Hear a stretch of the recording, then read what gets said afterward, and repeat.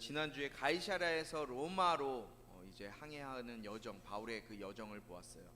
바울의 조언을 듣지 않고 전문가들의 말만 듣고 선장의 그 전문가의 말을 듣고 항해를 계속해서 강행했죠.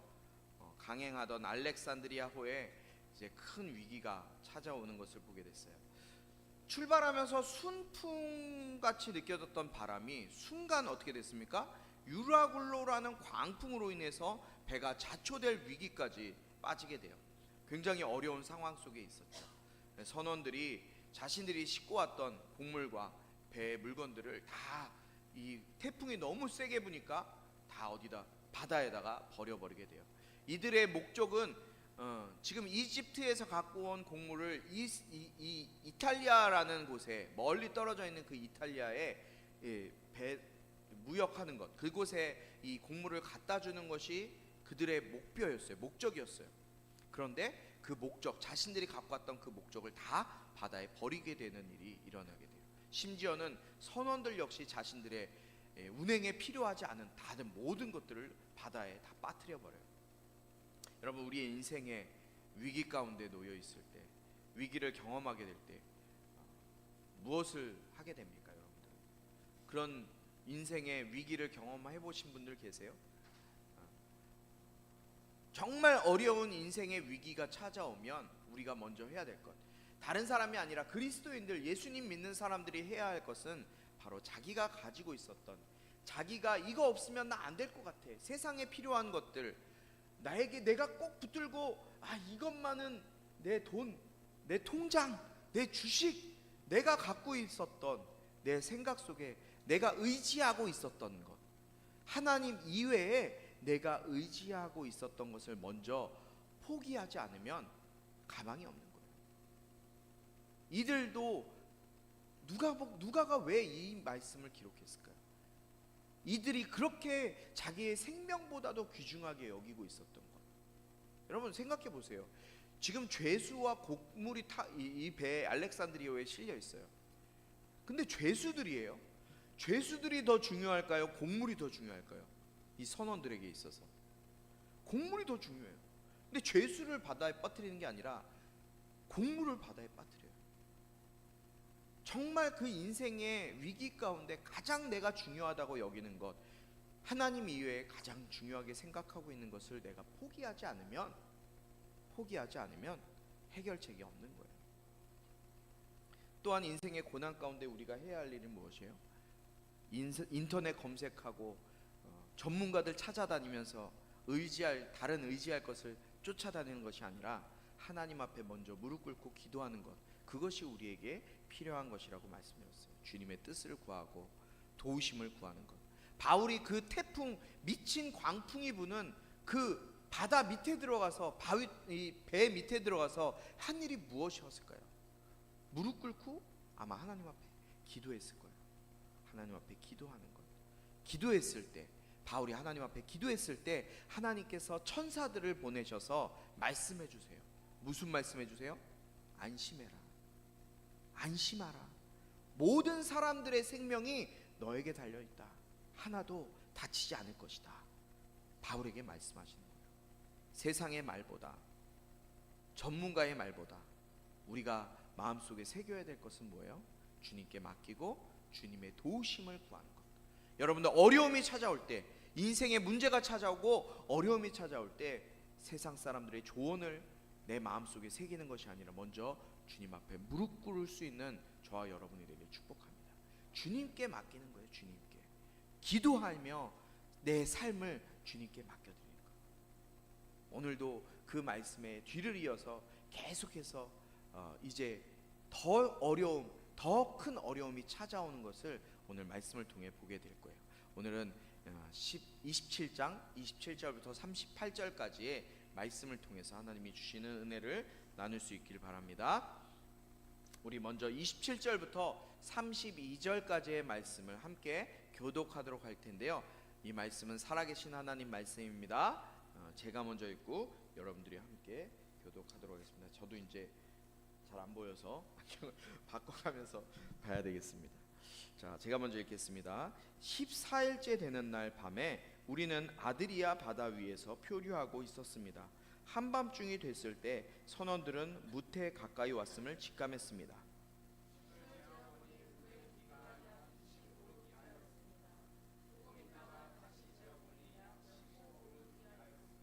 우리가 암초에 부딪히게 될까 두려워 선원들은 고물에서 4개의 닻을 내리고 날이 밝기만을 바랐습니다.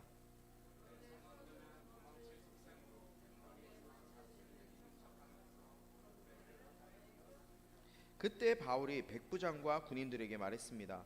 이 사람들이 배 안에 같이 있지 않으면 당신들도 구조되지 못할 것이요.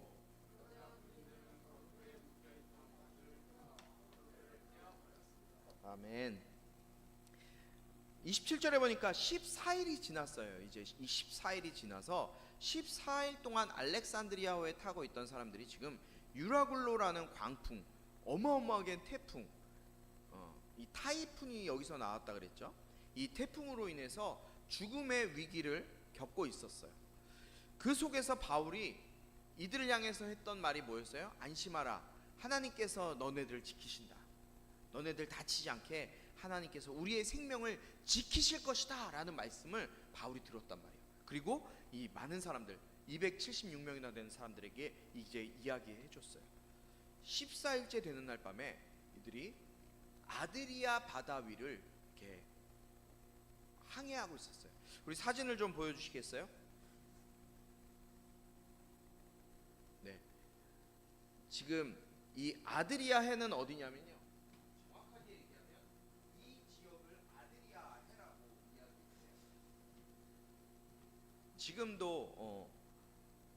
지금도 있는 이 지중해의 한 부분이 바로 아드리아 해라고 하는데요. 이 알렉산드리아는 276명을 태우고 지금 여기 크레타 섬에 있는 미항에서 출발을 합니다. 이 미항에서 이 끝에 쭉 이 이탈리아 반도 밑에 있는 시칠리아의 밑에 있는 몰타라는 섬까지 가게 되는데요. 이 몰타 섬 근처까지 가는데 약 미항에서부터 몰타 섬까지 800km의 거리예요.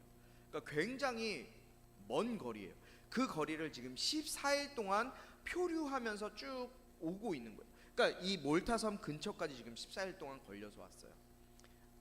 지중해 중에서도 보시는 것처럼 이탈리아와 또 크로아티아 사이, 저 마게도냐라고 되는 곳이 거기가 크로아티아가 되거든요. 이 크로아티아 사이의 해안을 그렇게 부르는데요. 당시에는 이탈리아 또 밑에 있는 아프리카, 여기가 과거 이거 역사 이야기인데 실제니까 이게 기록되어 있는 거예요.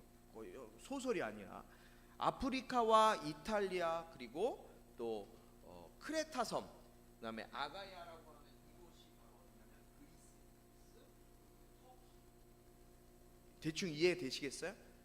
지금 유럽 이쪽을 이야기하는데 이쪽 사이에 크레타 섬과 그리스 사이의 바다, 여기를 아드리아 해라고 말씀드렸어요. 여기까지 14일에 걸쳐서 이제 항해를 해서 오게 되는데 한밤중이 됐어요. 14일쯤 지나서 한밤중이 됐을 때 선원들이 직감을 해요. 이 선원들은 전문가라 그랬잖아요.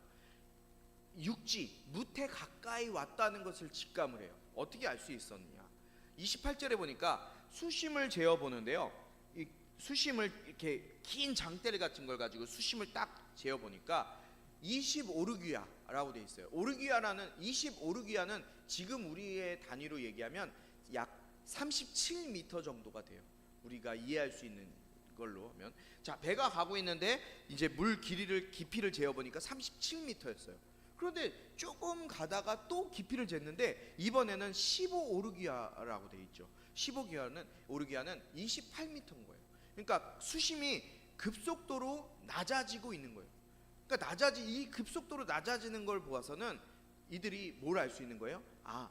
이 해안, 무치, 해변이 가까이 왔구나라는 것을 이제 이들이 직감을 할 수 있었던 거죠. 이들이 타고 있던 배는 굉장히 큰 배였다고 말씀드렸어요. 276명이나 되는 사람도 타고 있고 곡물도 어마어마하게 실려 있는 아주 큰 이제 그런 배였단 말이죠. 이런 상황이 오니까 29절에 이들이 이 무치 가까이 오면 뭐가 많이 있어요? 여러분들 상상을 해보세요. 섬 근처에는 뭐가 많이 있어요? 암초들이 있잖아요. 암초들. TV나 뭐 영화에서 많이 봤죠. 암초들이 있어요. 그 암초에 배가 부딪히게 될까봐 선원들이 고물에 가서, 고물이라는 건 배 뒤쪽이에요. 아주 쓸모 없어진 고물이 아니라 배 고물이라는 건 배 뒤쪽이에요. 배 뒤쪽에 가서 닻을 내리는데 하나만 내린 게 아니라 4개의 닻을 딱딱딱 내려요. 닻은 뭐예요? 여러분들 닷은 봤죠? 이렇게 배를 고정시키기 위해서 물 밑으로 떨어지는 밧줄에 매달아서 쇠를 달아서 그 배 바다 밑에 있는 해안에 딱 박히게 하는 게 닻인데, 그 닻을 4개를 탁탁탁 내려요. 왜 4개를 내리느냐? 배가 움직이지 않게 하기 위해서. 흔들리면은 이제 암초들이 많이 있는 곳으로 가니까 부딪히면 어떻게 돼요? 좌초가 될 수 있으니까 배 고물에 가서 4개의 닻을 내려서 배를 고정하고, 이제 밤이니까 한밤중에 일어난 일이니까 날이 밝기를 기다리고 있는 거예요. 30절에 보니까 그런데 선원들은 도망칠 속셈으로 어떻게 돼요? 도망칠 속셈으로 뱃머리에서 닷을 내리는 척하면서 거룻배를 바다에 띄워요. 선원들이. 누가요? 선원들이. 그 배에 타고 있는 선원들이 어떤 생각을 하는 거예요? 자신들만 도망칠 생각을 하고 있는 거예요. 배가 자칫 잘못하면 우리 빨리 도망쳐야지 그러면서 배 머리에 가서 닷을 내리는 척하면서 거룻배를 이렇게 띄우는 거예요. 자신들의 목숨만 생각하는 거죠. 여러분, 여러분들이 선원이라면 어떻게 했을 것 같아요? 우리도 여러분 나의 목숨만을 소중하게 여기는 사람들 아니에요? 다른 사람들의 목숨도 소중하게 여겨요? 자기만 살겠다는 이기심, 그 이기심으로 한 사람도 바울이 뭐라 그랬어요? 한 사람도 다치지 않고 생명을 지킬 것이다 라고 말씀했는데, 한 사람도 손상을 입지 않을 것이라는 바울의 말씀에, 이 하나님의 말씀에 믿지 않고 불신하면서 자연스럽게 지금 도망칠 궁리를 하고 있는 거예요. 여러분 30절에 보니까 뭐라 그래요? 선원들이 도망칠 속셈으로 닻을 내린다 그랬어요. 도망칠 속셈으로. 이거를 개역개정 성경에서 보니까 뭐 하는 척이라 그랬어요. 척. 닷을 내리는 척. 닷을 내리는 척하면서. 여러분 척하는 게 얼마나 많은데, 척하는 거 얼마나 많아요. 우리도 척하는 거 많잖아요. 공부하는 척, 또 전화하는 척, 또 여러분들이 하는 척은 뭐 있어요? 잠자는 척 많이 하잖아요. 일하는 척, 노력하는 척. 실제로 하는 게 아니라 하는 것처럼 보이게 거짓말하는 게 바로 뭐뭐 하는 척이에요. 우리도 그런 척을 많이 하는데 이 사람들도 그렇게 하는 척을 하는 거예요. 그런데 그 하는 척 때문에 이 땅에 재앙이 얼마나 많이 생기고 문제가 생깁니까?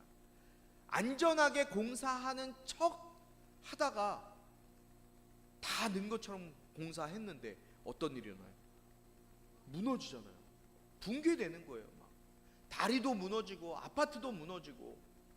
얼마 전에 저기 어디에요? 유명한 아파트에 철근 반 넣었는데 반이 빠져 있어.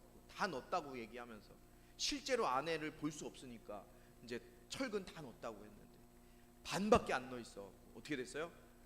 콘크리트 타설하다가 주차장이 그냥 확 내려왔는. 이런 일도 일어나잖아요. 실제로 하는 척 때문에 생기는 거예요. 안전한 척, 점검하는 척. 이 선원들 역시 자신들만 살겠다고 닷을 내리는 척하면서 거룻배를 띄우고 있는 거예요. 자신들만 살겠다고 하면서. 사랑하는 우리 성도 여러분, 우리는 척하는 인생이 아니라 뭐뭐 하는 척하는 인생이 아니라 정말 그렇게 살아가는 인생 되길 축복합니다. 축복합니다. 척하지 마시라는 거예요. 척하지 마시라는 거예요. 척하다가 문제가 생기는 거예요. 그런데 바울이 그때 31절에 뭐라 그래요? 그럴 때 31절에 이제 발견하는 거예요. 이 사람들이 배 안에 같이 있지 않으면 당신들도 구조되지 못할 것이다 라고 얘기해요. 이 사람들이 배 안에 같이 있지 않으면 당신들도 구조되지 못할 것입니다 라고 지금 군인들에게도 얘기를 하는 거예요. 이 말을 들은 군인들이 어떻게 했어요?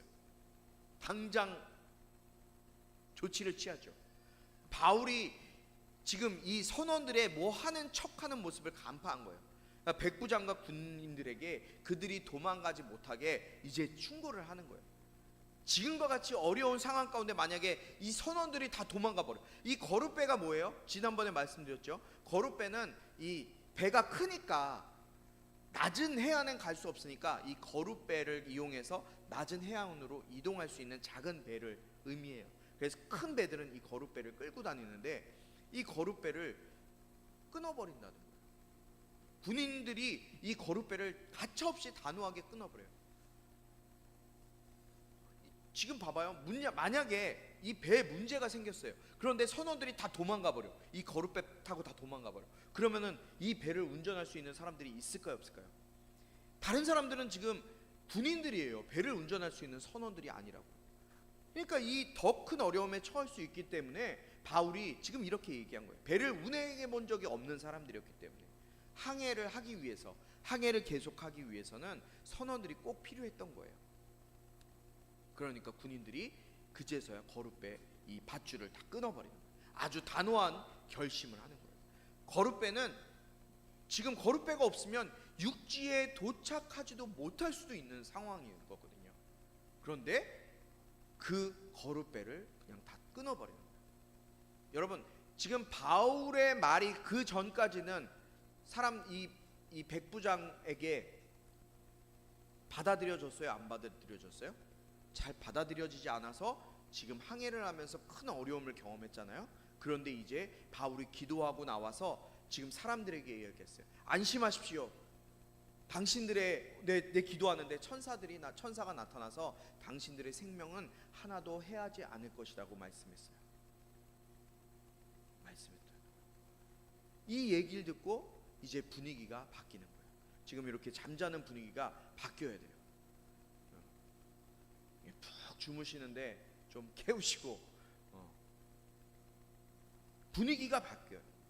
지금 분위기가 싹 바뀌고 있는, 배 안의 분위기가 싹 바뀌고 있는 거예요.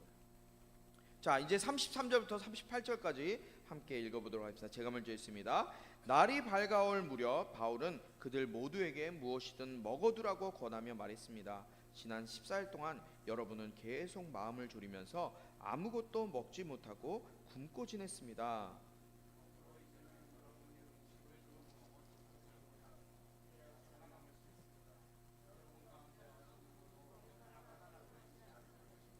바울은 이렇게 말한 뒤 떡을 조금 가져다가 모든 사람들 앞에서 하나님께 감사한 후 떼어 먹기 시작했습니다.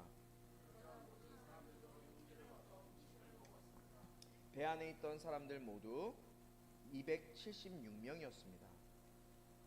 배를 먹고 난 뒤 남은 식량을 바다에 던져 배를 가볍게 두었습니다. 아멘. 현정이 많이 피곤하니? 눈을 볼 수가 없어요. 눈이 다 가려져 갖고 좀 올려주세요. 바울이 이제 사람들에게 음식을 먹으라고 권하고 있어요. 지금 14일간이나 음식을 하나도 먹지 못했어요. 이 사람들이 먹지도 못하고 자지도 먹지 못했어요. 계속 마음 졸이면서 지금 너무 강한 태풍이 몰려왔기 때문에 14일 동안 굶은 거예요. 여러분, 14일 동안 굶어본 사람 있어요? 없어요? 14일 동안 굶으면 어떻게 될 것 같아요? 살이 빠지는 것뿐만이 아니에요. 정신도 없고 그냥 뭐 아무것도 못해요. 14일 동안 굶어버리면 뭐 물은 먹었는지 어땠는지 모르겠지만 어쨌든 14일 동안 음식을 아예 손을 대지도 못한 거예요. 너무나 파도가 심하니까 뭐 먹으면 토하고 이럴 거 아니에요. 먹어도. 근데 아예 먹지도 못한 거예요. 그런데 바울이요, 뭐라고 얘기해요? 이들에게 음식을 먹으라고 권하고 있어요. 그래야 살아남을 수 있다. 여러분 가운데 어느 누구도 머리카락 하나도 잃지 않을 것입니다 라면서 음식을 좀 먹어두라고 얘기해요. 여러분, 지금 이 배에 타고 있는 상황이 어땠어요? 지금 두려움 가운데 갇혀 있고 탈진해 있어요. 14일 동안 먹지 못했기 때문에 탈진해 있고 살 소망이 끊어졌어요. 언제 죽을지도 몰라요. 그래서 선원들은 자기만 살기 위해서 거룻배를 내리고 그 거룻배 타고 도망갈 생각만 가득하 있는 그런 상황 가운데 있어요. 14일 동안 먹지 못했다는 얘기는 그냥 소망이 다 끊어져 버린 거예요. 살 소망. 이제 태풍 때문에 나는 이 미친 광풍으로 인해서 배가 파손돼서 죽을 수밖에 없겠구나. 난 죽겠구나. 이대로 죽음의 문턱 앞에 서 있는 사람들의 모습을 보게 되는 거예요. 지금 이 배 안에 있는 사람들 276명이나 된 사람들은 희망이 하나도 없는 사람들이었어요. 살 소망이 없는 사람들이었어요. 그런 사람들에게 바울이 희망의 말, 소망의 말, 살리는 말 하고 있는 거예요. 그 말을 해주고 있는 거예요. 사랑하는 우리 꿈꾸는 교회 성도 여러분, 우리는 죽음을 향해 가고 있고 고난 속에 있고 인생의 모든 소망이 끊어진 것 같은 사람을 만나게 되었을 때 여러분들은 어떤 이야기 해주시겠습니까? 그런 사람들을 만날 수도 있잖아요. 저도 만날 수가 있어요. 그런데 그럴 때 여러분들은 어떤 말을 그들에게 해줄 수 있겠습니까? 우리가 무슨 말을 해줘야 될까요? 물론 소망의 말, 살리는 말, 생명의 말을 전할 수 있겠죠. 그런데 그들에게 우리가 해줄 수 있는 참 소망의 말, 생명의 말은 그럼 무엇일까요? 우리가 쉽게 할 수 있는 말 중에 이런 말 있죠. 다 잘 될 거야. 이 또한 지나갈 거니까 조금만 참어. 이것도 물론 살리는 말, 소망의 말, 좋은 말이에요. 이런 말도 해줄 수 있을 거예요. 그러나 저는 여러분들에게 조금 더 실제적인 살리는 생명의 말을 해줄 수 있는 사람이 되었으면 좋겠어요. 그 말이 무엇일까요? 그 어려운 상황 가운데 있을 때 예수님이 그 문제의 해답이셔. 그렇기 때문에 너가 예수님 안에 있으면 넌 살 수 있어. 예수님만이 그 문제를 해결해 줄 수 있는 분이야. 네가 예수님께 붙어 있으면 분명히 그 문제는 해결될 수 있을 거야. 생명 되시고 빛 되신 그 예수 그리스도를 전할 수 있는 저와 여러분이 되길 주님의 이름으로 축복합니다. 그게 진짜 생명의 말, 살리는 말이에요. 물론 도움의 말, 위로의 말도 중요해요. 그러나 거기서 한 발짝 더 나아가 그 영혼에게 정말 어려운 가운데 죽음의 문 앞에 놓여 있는 그 영혼에게 우리가 해줄 수 있는 말, 예수만이 여러분을 살 수 있게 하는 생명임을 알려주는 것이 우리의 진짜 생명의 말, 살리는 말임을 기억할 수 있길 바랍니다. 35절에 보니까 바울은 모든 사람 앞에서 떡을 조금 가져다가 하나님께 감사한 후에 떼어 먹기 시작했어요. 여러분, 떡을 조금 가져다가 지금 얼마나 많은 사람들이 배 안에 있다 그랬어요? 276명이나 되는 사람들이 배 안에 있어요. 그 사람들 앞에서 떡을 조금 가져다가 떡을 떼서 감사했다 그랬어요. 그 감사가 뭘까요? 여러분, 지금 어떤 상황이라고 그랬어요? 미친 광풍에 배가 좌초될 위기에 놓여 있는 그 상황이에요. 그 상황 가운데 바울이 안심하십시오. 여러분들은 다치지 않을 거예요. 그러면서 떡을 떼어서 하나님께 감사했어요. 이 감사했다는 얘기는 아마 하나님 앞에 감사 기도했을 거예요. 축사했다는 거예요. 예수님께서 오병이어의 기적을 일으키실 때 또 마가의 그 가나의 혼인잔치 가운데 포도주를 물을 포도주로 변화시키실 때 하나님이 하셨던 사역 뭐예요? 하나님 앞에 감사기도 했던 거예요. 감사기도 하셨을 때, 그리고 감사기도 하고 떡을 떼어서 사람들 앞에 나눠줬을 거예요. 여러분, 바울의 그 모습을 보고 다른 사람들이 무슨 생각했을까요? 276명이나 되는 나머지 사람들은 어떤 생각을 했을까요? 아니, 지금 이 소망 없이 희망 없는 이 상황 가운데 감사할 수 있다고? 하나님 앞에 감사 기도를 해? 야, 이게 말도 안 되는 상황 가운데 어떻게 감사할 수 있지? 사랑하는 우리 꿈꾸는 교회 성도 여러분, 우리의 감사를 통해 하나님을 알지 못하는 사람들이 하나님을 알 수 있게 된다는 것을 여러분들 기억하시기 바라요.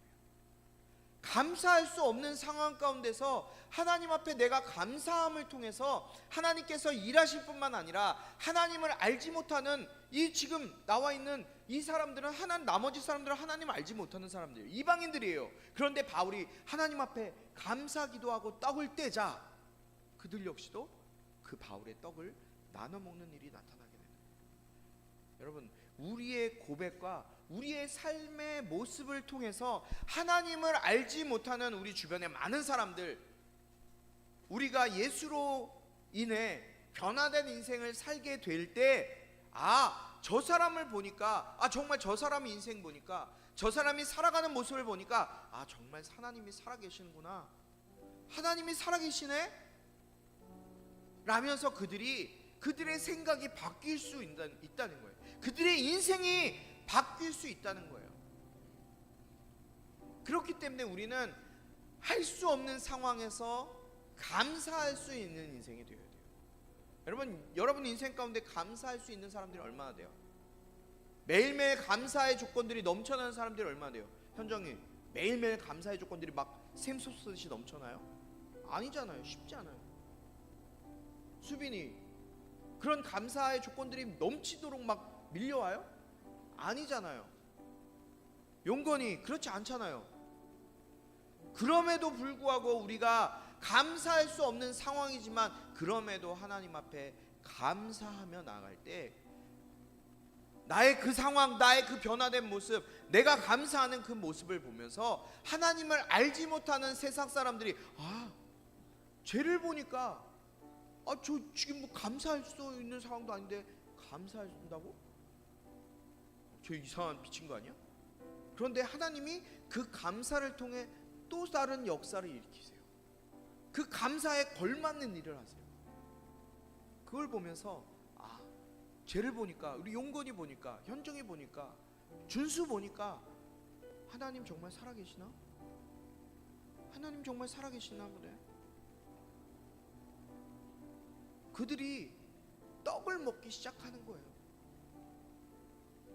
떡을 먹을 수 없는 상황에서 떡을 떼기 시작하는 거예요. 정말 우리 꿈꾸는 교회 성도들 한 사람 한 사람, 여러분들을 통해서 하나님을 알지 못하는 사람들이 하나님의 위로를 경험하게 되고 용기를 얻게 되고 이 세상을 살아갈 힘을 얻게 되어서 그들이 정말 산 소망, 살아야 될 소망 되신 그 예수님을 만나게 되는 역사가 나타나게 되길 주님의 이름으로 축복해요.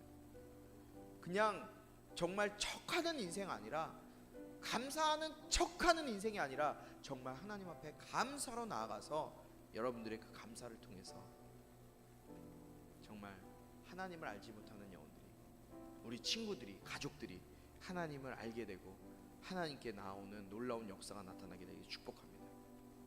우리는 그러한 사명을 가지고 먼저 부르심을 받은 사람들이에요. 저와 여러분들을 왜 먼저 하나님이 알게 하셨을까요? 하나님 알지 못하는 사람들 많이 있지만 그럼에도 불구하고 저와 여러분들을 먼저 하나님이 알게 하셨어요. 그 알게 하신 건 뭐예요? 우리가 명절이죠. 지금 이제 가족들도 만나게 되고 즐거운 시간을 여러분들이 가질 거예요.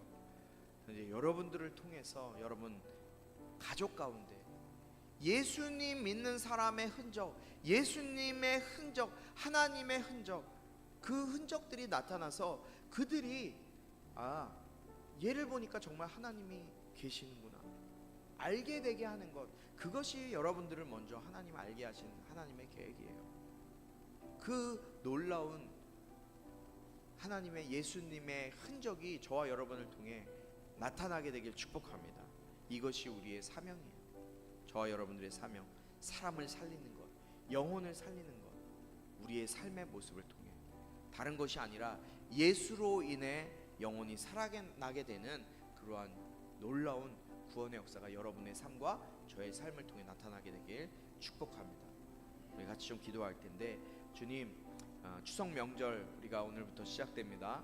가족들을 만나고 많은 사람들을 만나고 또 많은 일들이 있을 텐데 오고 가는 발걸음도 안전하게 지켜주시고, 특별히 아버지 하나님, 이번 추석을 통해서 내가 하나님이 부르셔서 하나님의 사람으로 나를 삼으셨사오니 나를 통해 내가 감사할 수 없는 상황 가운데 감사하고 내 삶을 통해 내가 무슨 척하는 것이 아니라 정말 감사하고 기뻐하며 예수 안에서 변화된 인생으로 살아내는 인생 되게 하셔서 나의 삶의 모습을 통해 많은 영혼들이 예수께 돌아와 우리 가족이 예수 믿고 천국 가는 은혜 누릴 수 있도록 인도하여 주시옵소서. 내가 그런 척하는 인생이 아니라 참된 예수의 흔적이 되는, 예수의 향기를 날리는, 예수의 편지가 되는 내가 될 수 있도록 인도하여 주시옵소서. 함께 하나님 아버지의 극진하신 사랑과 성령의 감화 감동 치유 회복 세워주심의 은혜가 이 시간 척하는 인생이 아니라 정말 주님이 주시는 기쁨과 감사와 행복으로 인하여 하나님 알지 못하는 영혼들이 나의 모습을 통해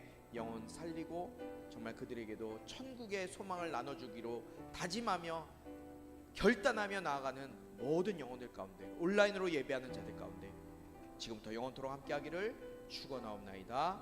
아멘.